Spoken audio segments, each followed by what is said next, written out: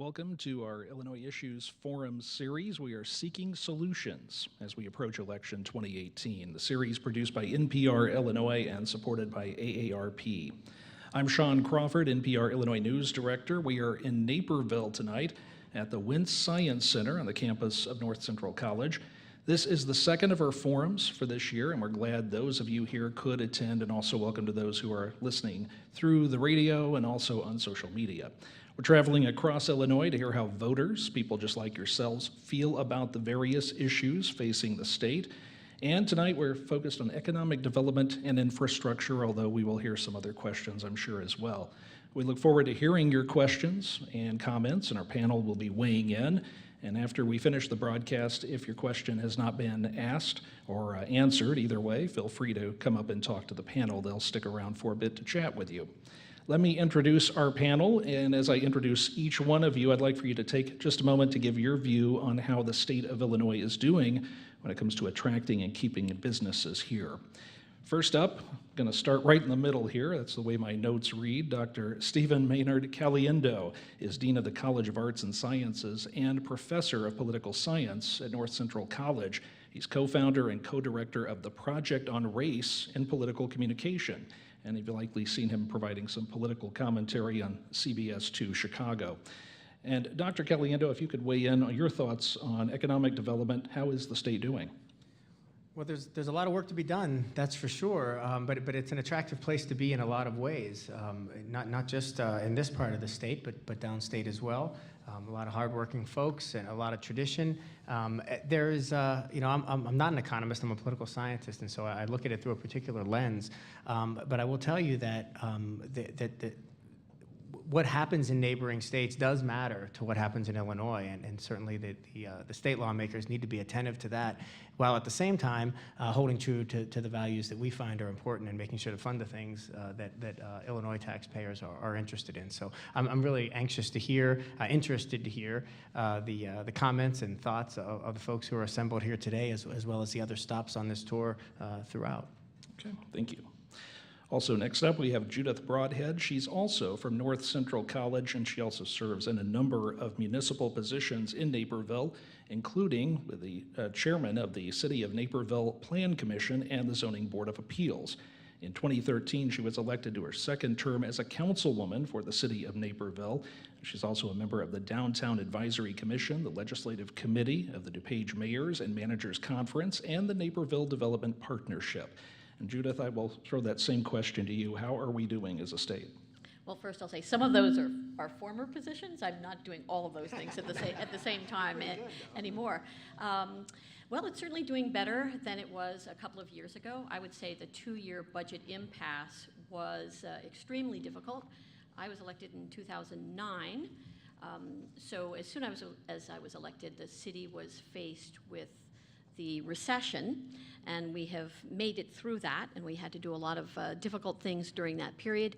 So we are very, very much focused on economic development and getting back to speed. And we will talk more coming up with both of them. And finally, our last panelist here on the far end is Colin DeLoe. He's Director of Government Affairs and Business Development for the Naperville Area Chamber of Commerce. He attended the Northern Illinois University College of Law and later went on to work in small business before coming in with the chamber. And Colin, let you weigh in as well. Yeah, so we continue to see growth in Illinois, but that growth has continued to lag behind the rest of the country, of course.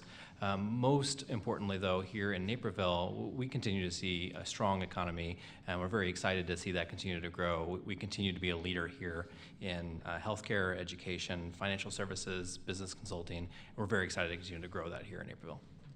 Okay. We'll be hearing from some of our people in attendance here, some of the folks who have come out tonight, some of the questions that they have. First, I do want to throw out that some issues resonate across the state. I think economic development is important no matter where you are in the state of Illinois, but the situations are different. For example, farther downstate, maybe in western or central or southern Illinois, compared to here in DuPage County. A lot of people look at this county and they think, well, this area is very well off and there's no problem with economic development. But is that an accurate assumption for people to make? And any of you that want to weigh in on that? It is a partially accurate assumption. DuPage County does extremely well, and Naperville within DuPage County does exceptionally well. And if you follow things like the Malanaphy figures of sales tax collection, you'll find that Naperville is only, it's in municipalities, is only second to the city of Chicago in many categories, and third in the state with between the city of Chicago, the only thing that stands between that and Naperville is DuPage County. But certainly we see things like empty storefronts. We know that the face of retail is changing. We know that we're going to have to adapt to a different kind of economy where lots of people get many things delivered to their front door, tremendously convenient, but of course that doesn't add to the municipal sales tax. Right now, we'll see what the Supreme Court does about that. But yes, there certainly are challenges, but we are in an extremely fortunate position. I would echo those sentiments. I think though you have seen Naperville and DuPage County generally grow more economically diverse as you see both the low end and high end continue to diversify as it has in many other areas of the country. So that is a growing concern, I think, as you continue to develop that economy. You want to make sure that that is sustained growth over all sectors of the populace. Okay. And before we move on to too many other questions, I do want to, again, have people come to the microphone, which is in the back of the room, and I'm going to call your name if you don't mind stepping up and asking your question. I believe I have this correctly. Fred Radakowitz, I hope that's right, from Aurora. If he wants to make, Fred, can you make your way to the microphone? Is that possible? Yeah, that's possible. and while he's doing that, let me go, Dr. Kelly Indo, yes. Your thoughts, though, on Naperville and DuPage County, this area, even any of the collar counties, when it comes to the rest of the state of Illinois, it is in a better position than many other locations. Right. I mean, there's amenities and attractions here that I think I mean, if you think about the reasons why people locate here to live, a lot of it has to do with business and economics, and but at the same time, the reasons that businesses decide to locate here are because of the area as well, and the population and the infrastructure that is in place. We've had nationwide conversations about infrastructure, and there's always work to be done there. But there's been a lot between both in terms of trains and in terms of the highway systems, and then of course in terms of electronic infrastructure as well. That's very sophisticated in this part of the state, and that continues to draw people and businesses as well. Okay, we'll talk more about that. May I add on to that? Yeah, sure. So in addition, I would add, of course, here in Naperville especially, and then of course in many areas of Aurora, our school districts, of course, are a massive reason why individuals continue to choose to live here, continue to stay here, and continue to grow their families here. We have a phenomenal school district here, and that is a massive reason why we continue to see stable housing, and continued growth in that sector. Some pretty good colleges too. Yeah. All right, Fred, you did have a question. I'd like to hear from you now. Okay. You have my question there, but I'm going to see if I can remember what my question is. I have it on a card if you'd like me to help you. Let's see how I do. I get to meet a lot of people that are from out of the area, and I get a lot of questions about the Illinois crisis. It's everybody in the country says, it's a crisis, budget crisis.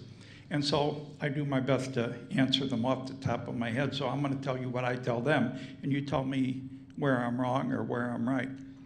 And I say, maybe back in the 1960s, public employees may have been underpaid.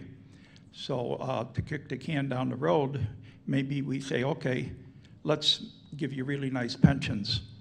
And then over the 50 years since then, the pay grade has caught up, but the pension stayed high too.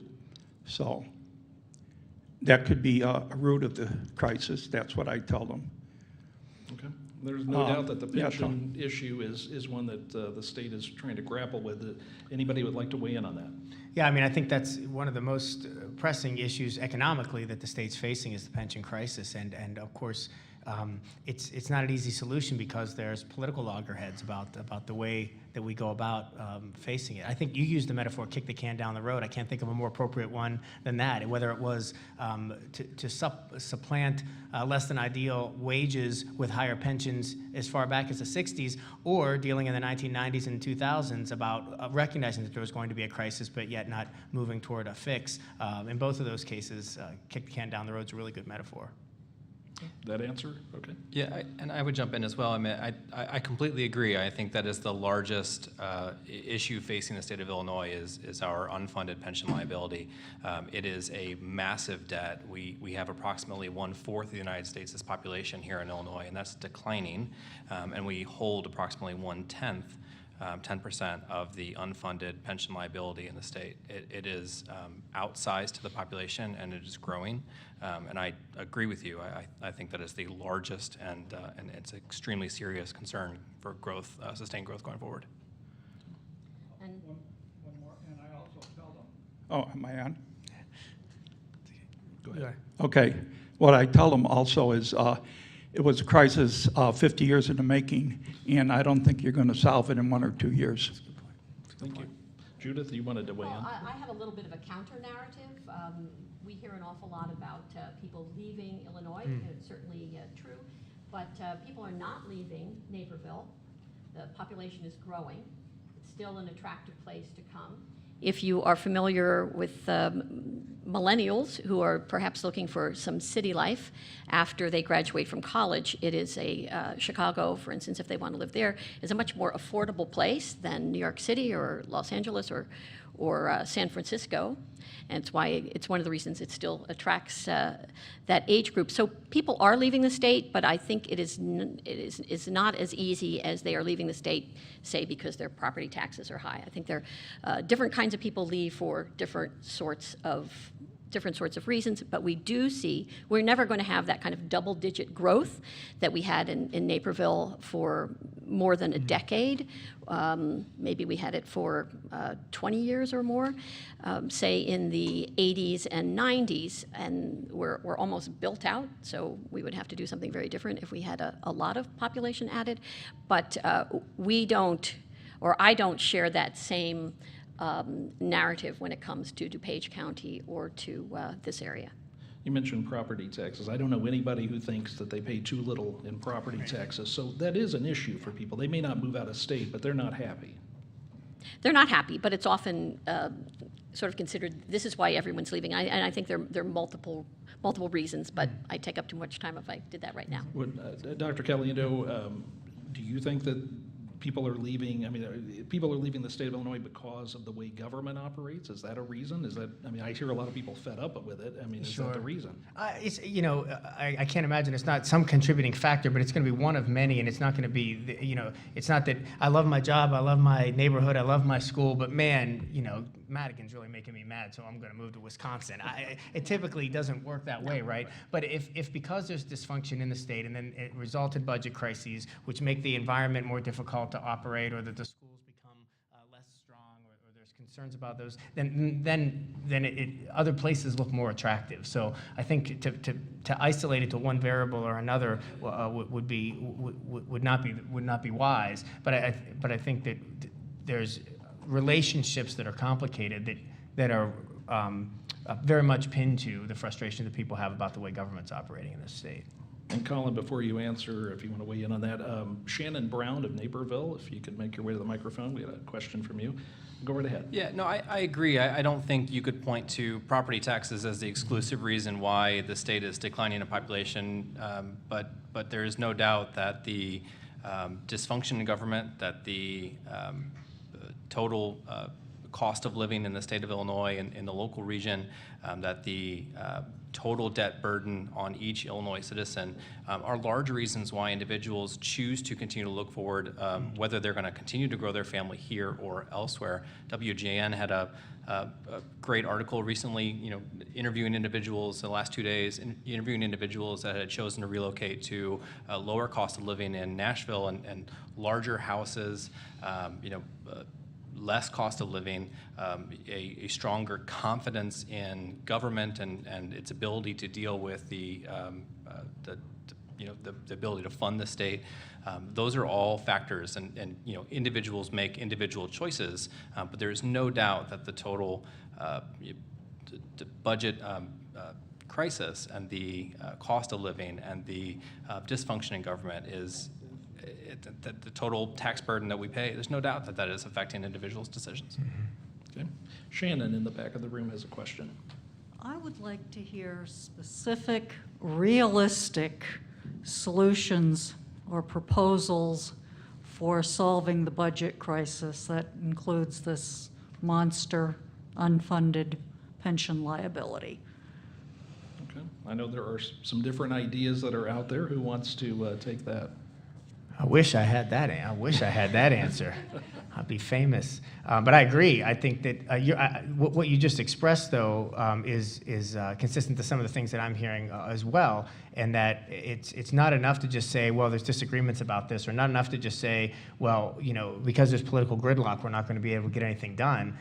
That's the argument we've heard for a long time. I mean, there has to be. It's not just a specific. It has to be a specific solution that different groups can get behind, and it has to be. There has to be compromise that gets us there, and that's a lot of what we're not seeing in Springfield these days, right?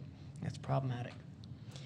Well, on a more local level, and I don't have any brilliant solutions for Springfield. We go down to Springfield and we lobby in Springfield and try to make sure that the municipalities are treated fairly. So, for instance, one of the solutions the state has come up with is to take back some of LGDF, which is the local government distributive fund. So it's a percentage of the state income tax that you pay. Used to be 10% that was returned to municipalities, and it was reduced, I believe, to 6%. And now it is, we have been told, and I've been in office long enough, so I've been told by both parties, depending on who is in power, that they would like that funding back from the municipalities. Well, for a city like Naperville, it's $14 million a year out of a budget of about $125 million. So it's more than 10% of our budget, even for a wealthy, a relatively wealthy area. I'll tell you, it is impossible to come up with $14 million, out of nowhere. Of course, they're not taking it out all at once, and maybe they will not. It's taken out in small increments. They've decided to take out some. I think so that's if you take out 10% a year, that's $1.4 million a year. I think they have taken out so far $750,000 from our budget, and if they continue it for the second half of the year, it would be another $750,000. So, I mean, those are the realities of being in a municipality and trying to find other ways to pay for what you need to pay for. Overall, I'm not quite sure what can happen. The property tax burden is quite high, but it's the only way we are paying for our schools, and people want really, really good schools. And so when they look at their tax bill and they see how that's broken down, they probably cringe at the amount that goes to the school district. But they're also very happy that their children are getting into great colleges and have good careers ahead of them because they're well prepared. So they can see that as something that is a direct benefit to them. If their children are out of school, or they do not have children, and we're probably going to have more and more millennials who wait longer and longer to have children, or choose not to have children at all. It's going to be yet a different issue. So there is no easy, great solution, and it's got to come from somewhere. I'm not quite sure where. And let me point out, too, the state of Illinois, of course, I'm sure remember the fact that we went through a couple of years without a state budget. Yet Yes. we continued to spend like we had additional revenue that we did not have. So the backlog of bills went up very much and are still quite high. There's still a backlog they're still paying down, even though the income tax went up last year. So you have that problem. The pensions are another issue. There's a Supreme Court ruling that basically all but guarantee that the pensions cannot be changed. There's some question about maybe you could get around that different ways, but that locks you in quite a bit as well. So the state has some problems. I'm going to let our other folks weigh into as well. Yeah, I appreciate that. I think to the gentle lady's question, I think the question for me on specific proposals comes back to what the local need is, right? And then we can affect change, just as we heard at the beginning, by demanding it from our legislators. And I kind of go back and look, and you mentioned it just a moment ago, but just a couple of years ago, 2014, I believe, we passed a modification to pensions by a majority in the Illinois General Assembly, both in the House and the Senate. Now, as was just mentioned, the Illinois Supreme Court overturned that, but that is not an immutable decision. It could be, the Illinois Constitution could be rewritten through a constitutional convention or through a amendment to the Constitution. So I don't see that as a total ban, a complete immutable decision. That the Supreme Court said pensions shall not be diminished by the language that you passed in this document right now. You have tools available to amend that document or to throw it out and write a new one. So in addition to that, I'd say there are specific proposals we just passed last year here in Naperville, sponsored by local representatives, a bill that would eliminate double dipping in pensions, small cracks to kind of bring that system into check within the current system, within the current Constitution. So I think there are specific proposals, and I think we need to be demanding them from our legislators frequently and forcefully. I'm just struck as I'm hearing my colleagues talk about how complex the interrelationship is between all of these things, right? I mean, and I spend a lot of my time with millennials. You jealous? I spend a lot of my time with millennials. They're fantastic. They're different, though, than us. They're different. They're thinking differently about the world. I think one of the things you mentioned a moment ago was that people were looking to Nashville because you could get a bigger house. A lot of millennials don't want a bigger house. They want small houses. They want tiny houses. They want to live more efficiently, economically. They want to live in a way that's more sustainable environmentally.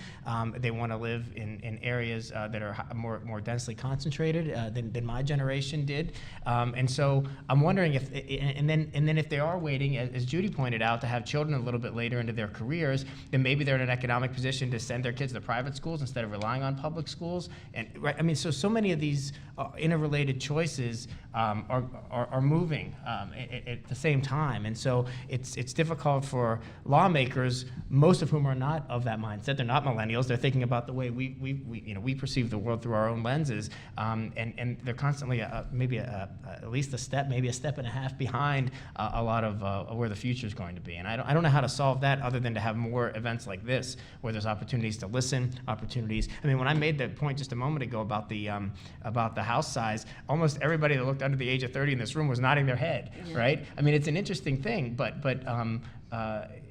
we know what the demographics look like in terms of the political activity of people that are under the age of 30, and it's not as strong as those of us who are older. And so, figuring out ways to get them into the process might help. It's not going to directly to your question. That's not going to be the magic bullet to solve the budget crisis. But I do think it's an important step. So that's my championing of millennials. You're welcome, millennials. And I actually do research on in a class I teach on Chicago and suburban housing on what millennials want. Are you going to get married? How old do you think you'll be when you get married? Are you going to want to buy a house? Do you want to live in a rural, a suburban, or an urban area? All these sorts of questions, and they answer them perhaps very differently than, I can tell you from my class, they like the suburbs. They grew up in suburbs, they're happy with the suburbs, they're not anti-suburb. But I have not gotten one person who said they want to live in a rural area. Yeah, and I would say too, the other thing is that they, especially as we continue to build the electronic infrastructure, they don't have to move where their jobs are. Increasingly that they can work from home or they can work from remote locations, and so they're going to make choices based on where they want to live because of where they want to live there, irrespective of where their actual headquarters of their job happens to be. They're not as tied, it seems as well, to to maybe where they grew up, though. You know, a lot of us who we grew up in an area and we may want to stay somewhat in the area. Maybe it's the Chicago area, a vast area, but still, you know, close to family. It seems millennials are more apt to leave if they don't see. Yeah, wait till they need a free childcare, grandparents, and then we'll see how Yeah, we'll fast see they what wanna go happens. fast. But let's say, that's true. but let's say they're more apt to leave Illinois if they don't Yeah. think Illinois is doing the right things. That's true. Yeah. So do you see that? Do you see that as part of it as well? That Illinois could lose a lot of these young people? Yeah, it's certainly possible. Yes. Yeah. I did not. I won't lie to you. I did not prep millennial research for an AARP event. Perhaps should have rethought that. Perhaps should have rethought that. AARP comes to the college campus, and we're going to have a nice mix. It's going to be lovely. No, but all jokes aside, I absolutely. I mean, I think the economy is allowing for, you know, the technology allowing for more remote work. I know my brother, who's a little bit younger, and I, by the way, am on that threshold. I am a millennial, depending on who you ask, right? What metric you use, right? But you know, my brother runs a business, and he could do that from anywhere. He's a international translators, and he is a domestic importer, you know, with work from overseas. So, and he can do that in South Carolina just as easily as he could in upstate Washington, as easily as he could in where he currently lives in Chicago. So.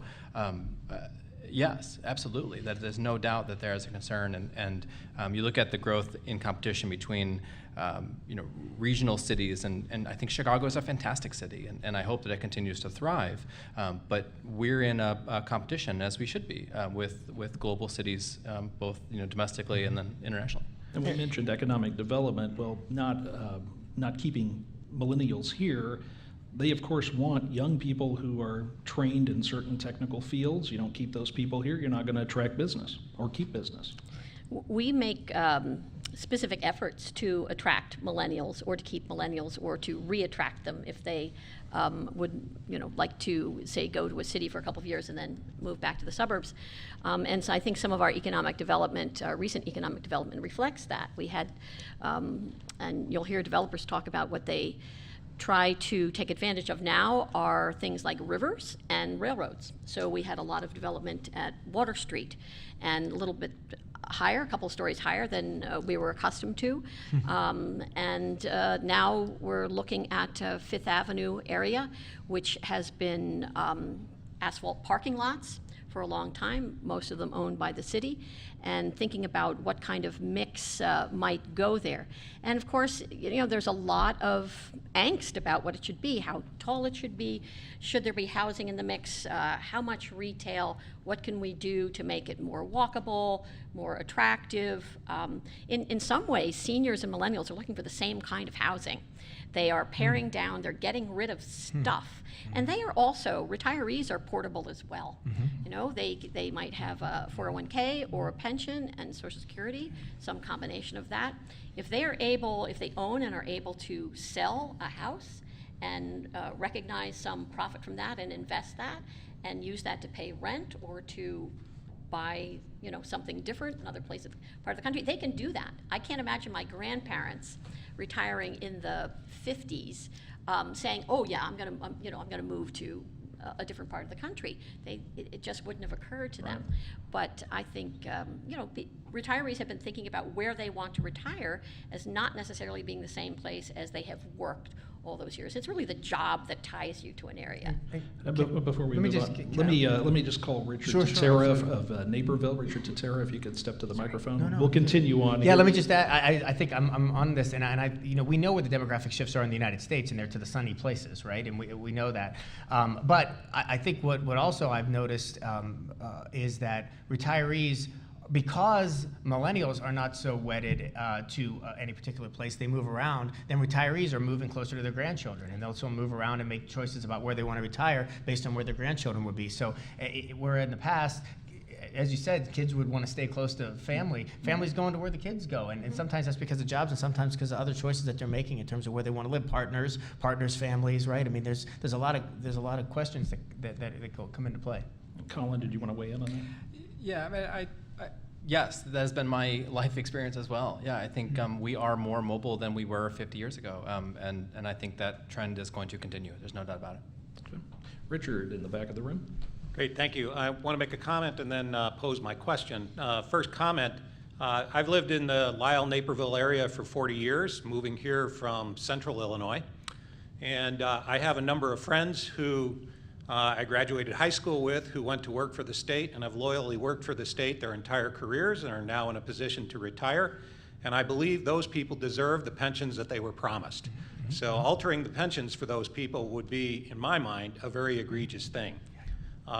Secondly, as I look at the Naperville and Lisle area, the good news is, as I talk to realtors that I know, we see a lot of sort of middle income people moving in. We have good growth and steady turnover in housing, of affordable housing.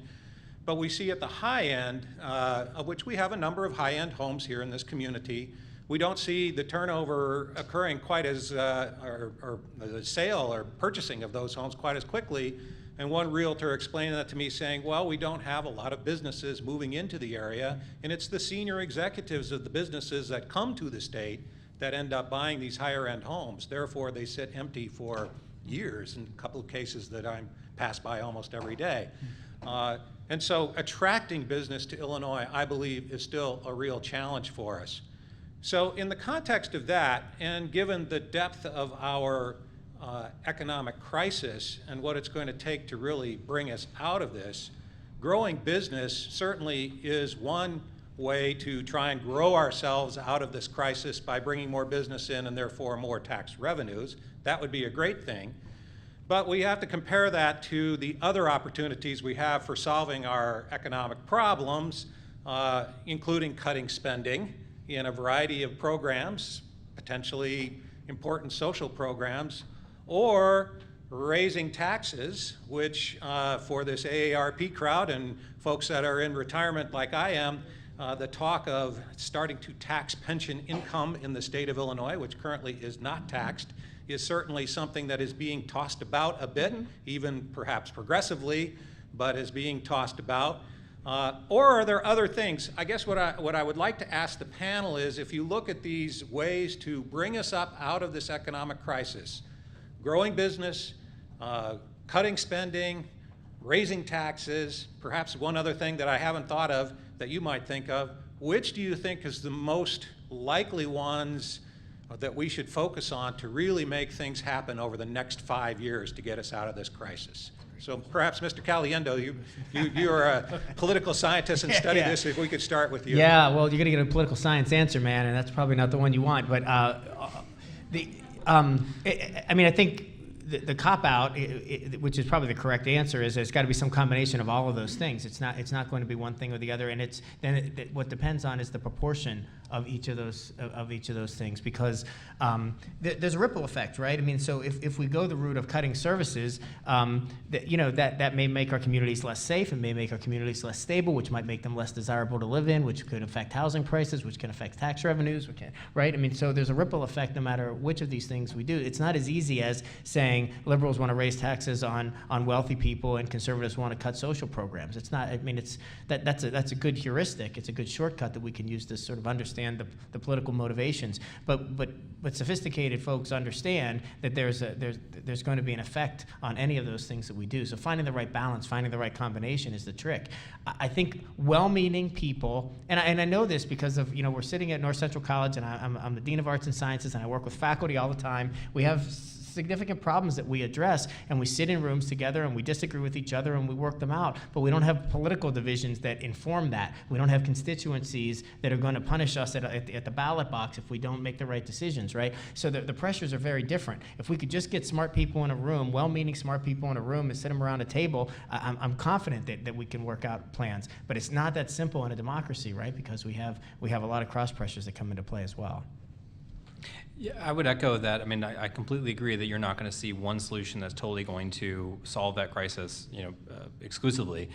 But I also agree that the ideal scenario would be to continue to grow our economy. We've seen sustained growth in Illinois, especially since the Great Recession, but it has lagged behind the national average, and we would like to see a more robust and diverse growth.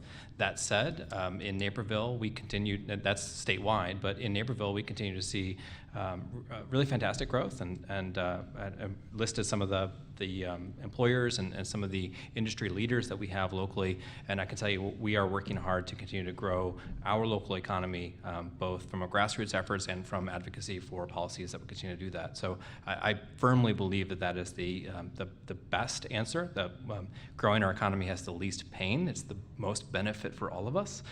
Businesses can help offset your tax burden and provide fantastic services that we can all enjoy. I don't see a downside.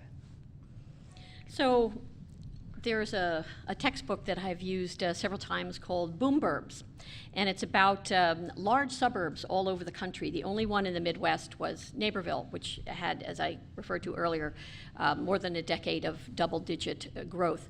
But it's not unlike Plano, Texas, North Las Vegas, in Nevada, and a number of others around the country. And what they all seem to have in common, except for a very few, Hialeah, Florida is one that is not doing so well. They have not only populations that grow, they have more people coming who speak more than one language. They bring in the people who move to their town who are born in other countries are highly educated. The local affluence goes up with the addition of this population. At least it's a correlation, if not a causation. And I like when you talk like that. Yeah, I know. And but it's so Naperville isn't alone in its role in the country. There are places like this. So if you put Aurora, and I know there are people here from Aurora, which is 200,000 people, and Naperville, which is about 145,000 people together, that's a lot of people. That's bigger than some older Rust Belt cities whose names you will know. But if you go to where I'm originally from in New Jersey, no one's going to know what Naperville is, except everyone has a cousin there. At this point, and they won't know North Las Vegas, and they won't necessarily know Plano, Texas, but these are economic engines. So my answer would be Naperville's doing what it needs to do for the state. We are bringing in business. We are returning lots of revenue to the state. We are doing exactly what needs to be done, but we're in a very, very fortunate position to be able to do that. It isn't just because we're all so adorable. There are a confluence of factors that make us extremely fortunate, including infrastructure, a river, proximity to the city, all kinds of things, a downtown that started a long time ago. A college, a hospital that started quite some time ago. I think we're doing some of the right things, but we don't kid ourselves that it's because we're so brilliant. Well, Chris Bowers of Naperville, we'd like to hear your question. If you could make your way to the microphone. While you're doing that, let me also say you are listening to our Illinois Issues Forum series, Election 2018, Seeking Solutions. I'm Sean Crawford with NPR Illinois. Our panel tonight includes Dr. Stephen Maynard Caliendo, Judith Broadhead, and Colin DeLoe. And Chris Bowers is at the microphone. I learned my lesson. I wrote my question down on a separate piece of paper, so I wouldn't have to memorize it. So why do you suppose, and this is for any of them, that with the state of Illinois in such an obvious, severe financial crisis, our voters continue to reelect people who get down to Springfield and get nothing done? Oh, man. How much time we got? We got 3 hours. I'm glad you asked that. I mean, it's a complicated answer, but it's not one that would be surprising. Probably. I mean, a lot of it has to do with even at the state level, the way districts are drawn, right? Safer districts to discourages challengers in races. I mean, we have term limits in Illinois, and so there's at the state level, of course, which is not there in the federal level. But I think the campaign finance laws or lack of campaign finance regulations in some states, and including Illinois, where it becomes effectively pay to play, it's not just that wealthy people then can get elected, but it's that people who are attractive to wealthy donors have a better chance of getting elected. And I think it's very difficult to mount a challenge. It happens. I mean, you can name relative no-name people who came out of nowhere and were able to beat a long-term incumbent. Every once in a while that happens. But it's not just about Illinois. It's happening at the federal level too. There's and I would just point out, and connecting this back to the last question as well, Illinois, even though we're talking about Illinois, it's not in a vacuum. Right, Illinois is very much affected by what happens at the national level and what happens with neighboring states as well in terms of these economic questions that come up. And so some of it has to do with the way we've interpreted how elections should be run and how they should be financed. And a part of it is the political process of drawing district maps. Yeah, I would add, I see the way that most of our political races go too is that they're based on the crisis and not the acute crisis, and not really the underlying cost driver or the underlying problem. And we've talked a lot about pensions tonight and what that unfunded liability means for our state, and we've been talking about that for a decade or more, right? I mean, it's a persistent issue that continues to haunt the state. I remember Pat Quinn had that Squeezy the pension python. What was that? Right. 2006 or But instead, we end up talking about the crisis, right? The budget crisis for the last 2 years. And there's no doubt that budget crisis was tremendously painful and hurt organizations across the board. But the underlying cost drivers are what we need to solve. But the problem is that the political campaigns aren't well suited to deal with that, right? They don't respond to that as effectively. Because you don't see the immediate return on, I fixed that crisis. Well, it's an underlying problem that's going to see a decade worth of growth or a decade worth of solutions. I point to that as one of the biggest challenges, and we need to see the urgency on that issue. Whatever solution you want to see from that, we have to solve the underlying cost driver, or we're going to continue to be back here next year asking the same questions.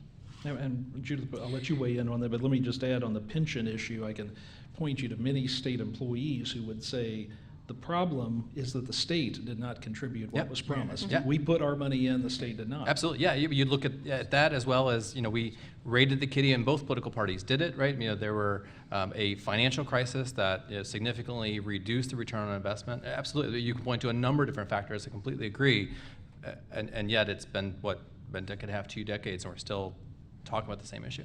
Judith? Yeah, well, to me, when they reduced the state tax the first time, it was a little bit like going to work part-time when you had been working full-time, and then you're surprised when you can't pay your rent and your food bills. So from my point of view, that was a mistake to begin with. And when we had a budget crisis for 2 years, all that happened was all that interest just kept piling up, and more bills, and we ended up in a terrible place. And I think an awful lot of it was very political. So some of the bad-mouthing of Illinois bothers me in that I think one party is using it to whack the other party over the head, and vice versa. And surrounding states laugh at us, because they see this as dysfunctional. But I think some of it, I really think it's time for us to stop that kind of activity. And of course, it's very fortunate that your municipalities, for the most part, are nonpartisan. I'll tell you, it helps an awful lot when you're making a decision and you do it by an issue and nobody's telling you to vote a particular way because you're in a particular party. So that is, that's why municipal governments, on the whole, are effective and work. So, I don't like to buy into the Illinois bashing. Also, Bev Parker of Naperville has a question. Bev, if you'd like to step up to the microphone, we'd like to hear from you. What do you have to ask our panel? Other states have legalized recreational marijuana, which increases taxes and allows for regulation, and I'm wondering how you feel about that for Illinois. Bev.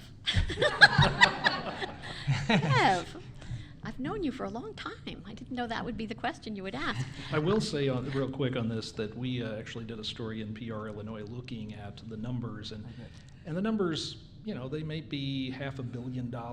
It's tough to say, give or take. It depends on how it would be regulated and how it would be taxed and things like that. It's not a panacea for the problems of the state of Illinois. I think there are people that think, oh, do that and you've got no more budget problems. it really brings in a little bit of revenue, just like all these other ideas that have been floated do, but go right ahead. Yeah, and I would say I spent some time on the Community Alliance for Prevention, which is a sort of a task force of lots of different groups, including school districts and the police department and Linden Oaks and all kinds of health professionals. And I am not a fan of legalized marijuana for all kinds of reasons. It's much stronger stuff than it used to be, and I don't think it's a good thing to add to what is legal. You're betraying your baby boomer I know. cohort, Judy. Well, I mean, I'm not going to take a position on it necessarily, but I will say that what the states that have done it have found is that in addition to the revenue source that may not be exactly what was expected, there's got to be a lot of regulation that comes along with it because of the issues that Judy brings up. And so I think this is as much a moral issue as it is an economic issue, in the sense that for people who believe that it's a gateway drug that's going to lead to harder drugs, then they're going to be opposed to it. But others who say that it's not any worse than alcohol, and we've legalized alcohol for some time, then they're going to be more supportive of it. Yeah, I hesitate to answer, given we got such a great advice at the beginning of the research that you had. I think there's a tremendous amount of research that we need to have on this issue to understand it fully. But I agree that of all the suggestions I've heard, there has not been one silver bullet that would solve our crisis. But I think we should explore all opportunities, and then explore opportunities in full, right? And that includes what impact legalized marijuana would have on employers that run risky businesses. For example, that you have a warehouse that has a forklift operation, and you need to maintain safety for your employees and then any potential visitors that come there. And what would that rule mean for free commerce in that situation? I have significant questions that I'd like answered. Bob Gallo has a question in the back. So I don't usually do this as one of the sponsors, but I just Naperville's great, and I understand that, and I know you've all reflected that. And I live in the West Loop of Chicago, where I see cranes all over my neighborhood, 50 new buildings being built, including McDonald's brand new headquarters, which is moving into my neighborhood, and their vendor village next door. So yeah, we see millennials who want to live in that environment, and McDonald's wants to attract those individuals and know they want to live in that environment, where they don't want to own a home, they want to rent an apartment, they want to ride their bicycles to work and work remotely when they can. But my point here is about the upcoming census. I'm a former Floridian. I moved here 13 years ago on January 2nd. That's a whole nother story. Yeah. Okay. Picked the wrong day. But when I moved to Florida in 1983, originally the population was, I just had to look that up, 10.75 million. Right now, in 2018, the population is 20.98 million. In the last census, the members of Congress increased from 25 to 27 in Florida, but when I moved here to Illinois, it went from 19 to 18. And now in the upcoming census, Florida might get 2 more, and we might lose 1 or 2 more. For sure. So from an economic standpoint of federal funding for infrastructure, and also from our representation in Congress, talk about that politically and economically of what that means. Because Naperville might be affected by that as well. You have a great train station here that needs to be maintained. Drove in on a beautiful widened highway. Took a little while to get out of Chicago, I admit that, but there's an implication to all of this as people do leave the state. Go ahead, you You're start. probably you're in the best position to talk about that. Well, I think statistically, if you look at the upper Midwest, it has been losing population overall for a long time, maybe over 30 years, and maybe not at the same rate as as Illinois is now. I'll give you an example. Our youngest son lives in Printers Row, walks to work at an office building near the Bean. Okay, that's the sort of the ideal millennial situation. I think we are going to see more of that, and I haven't seen any statistical breakdowns of age groups and who is leaving Chicago exactly, or I have seen some, and some of it is Poor black people are leaving Chicago. People are leaving Chicago who don't see that there are jobs and resources for them.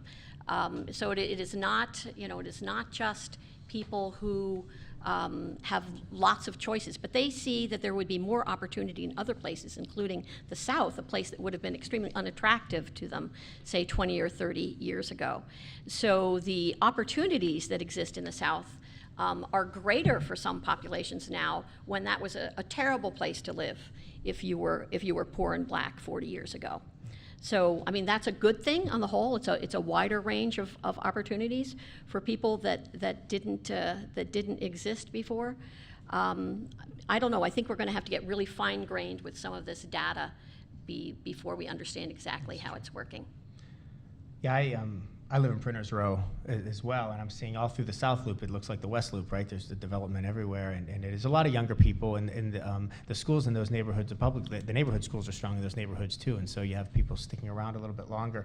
I looked a little bit at the census data before I came as well, and one of the things that stuck out to me, besides the racial makeup that Judy referenced, is that in 1980, the average age in Illinois was 29.9, and in the 2010 census, it was 36.6. So there's an ecological inference problem with that. It doesn't necessarily mean that young people don't come back or young people leave. It could mean that, but also remember that baby boomers is a big group of people that are sort of aging over that time period as well, who might have stayed. So we got to be a little bit careful about what we do with the statistics. But nonetheless, it is somewhat instructive to sort of look and see what's happening. And it's no question we're going to lose a congressional seat as a result of the next census. And there are implications for that. I mean, one of the reasons that we do the census in the first place is to because there's a number of policy-related things at the federal level where those proportions end up mattering for grants and for other type of programming. So it's not insignificant. I'm glad you brought it up. I think that was well covered. Yeah, I don't have anything. I was just going to add that McDonald's, I'm not sure McDonald's even owns that building, and of course they left 150 acres behind in Oak Brook. So the era of the corporate campus seems to have come to an end. And sometimes that actually means they're trying to shed workers in their, I'm not casting aspersions on McDonald's specifically, I don't know any of that data, but they're shedding workers in their 50s and early 60s who would have expected to work another 10 or 15 years, who will have a difficult time finding a new job, and sometimes even workers in their 40s. Let me ask real quick about what is considered to be a big prize for many states that are in the running for Amazon's second headquarters. The Chicago area is among those. Dr. Caliendo, I know you've studied this issue a bit more, but if anybody else wants to weigh in, feel free. What would it mean for the area? Is it as much as has been anticipated if this area were to get that headquarters? I think there's mixed thoughts about that. I think in a lot of ways you think about the number of jobs and some skilled jobs that would be attracted to there, and there's some interesting property locations. In my neighborhood, I mean, right outside my window is the old post office. It's such a beautiful building that's been empty for a long time. It's a brownfield, but it's being cleaned up, and it may end up being apartments, but that was one of the possible locations. But I think that one of the concerns about Amazon is their labor relations and the way that some of their employees aren't paid or compensated appropriately. And so if that's going to be the case, if it's just going to be jobs like that and jobs that aren't going to give people a lot of hope for upward mobility, then it may not be the best bet. So I think that there's going to have to be some decisions made on both sides about whether or not that's for a long time the city resisted Walmart for those very reasons, right? And still isn't very much Walmart presence within the city of Chicago and in Cook County generally. But I think that's similar questions will arise, and if you want to build a city with upwardly mobile people, you have to have jobs where there's upward mobility included. And Colin and Judith, I assume that the Naperville area is backing this approach of trying to bring this in? Well, I want to be clear, the Naperville Area Chamber of Commerce does not actively engage in economic development that we would be able to provide incentives to bring a company like that to Naperville. But I go back to the question that we asked earlier, which is what is the best outcome in Illinois, and I think that's strong and diverse economic growth, and we'd like to see that sustained growth over the long term. And Naperville does engage in promoting economic development, and they're part of a public-private partnership called the Naperville Development Partnership, and it many local business people belong to that. It is primarily funded by the city, but we actively seek tenants for large commercial buildings and try to encourage businesses to come to town. Definitely do that. Just a couple of minutes left here, so real briefly, if I could, before time gets away, go through and just ask you, is Illinois a lost cause? I think we've learned tonight there are some things that could be done. Just your view from start to finish, what you talked about earlier, and going forward, what does the state of Illinois need to be looking to do? No, Illinois is not a lost cause. No, I firmly do not believe that's true. I chose to relocate myself here, though many of you are Cubs fans. I continue to do that. It is a choice that I make every day. I could choose to go elsewhere. We were talking earlier about millennials, and I'm on that threshold. I love Illinois. There's a lot of jokes about the weather, and I actually love it. I also used to live in Florida. I lived in Walton Beach, Florida, and I don't enjoy 50 degrees on Christmas morning. I do not enjoy that at all. I love it here. I think there are a tremendous amount of benefits to living in Illinois, and I want my son to continue to do that for the long term. I would agree, definitely not a lost cause. There's smart people, hardworking people, people that are dedicated to core values, core American values that would lead to economic development and sustainable energy opportunities with vast resources in terms of farmland and innovation, one of the greatest cities in the world, and fantastic thriving suburbs, great schools, excellent higher education, not just North Central College, although primarily North Central College, but not only. There's a few good schools down the way as well. So I absolutely, not only is it not a lost cause, I don't even think it's as dire as a lot of folks, but there's problems that need to be addressed. Yeah. Okay, Judith, about 1 minute. Well, I've lived lots of places. I've lived Southern California, Virginia, North Carolina, New Jersey. Went to school in England for a little while. I took students to China for a semester. I've lived lots of places. And we have no volcanoes. We have very few earthquakes. We don't have much in the way of hurricanes. So even though we have some, weather issues, we don't have too many of those cataclysmic events. And Chicago is a great city, and the suburbs, not just Naperville, but this whole suburban area, is a wonderful place with downtowns that are more fun than ever and thriving, and you can get a great education for your kids K through 12, college education, enjoy yourself, find a good job, do all those things in this area, and I certainly don't think it's a lost cause. All right. Well, thanks again to our panel tonight. Let's give them a hand. Thanks to everyone for coming out and for those who listened on air and online. And this has been another of our Illinois Issues Forum's Election 2018, Seeking Solutions. We'll be traveling around the state throughout the year addressing different topics. The next stop, June 7th in Galesburg. We hope you can attend. If not, tune in. I'm Sean Crawford with NPR Illinois, and support for the series provided by AARP. Have a good night. All right, that was fun. It was fun. Thank you. Thank you. It was really great to meet you.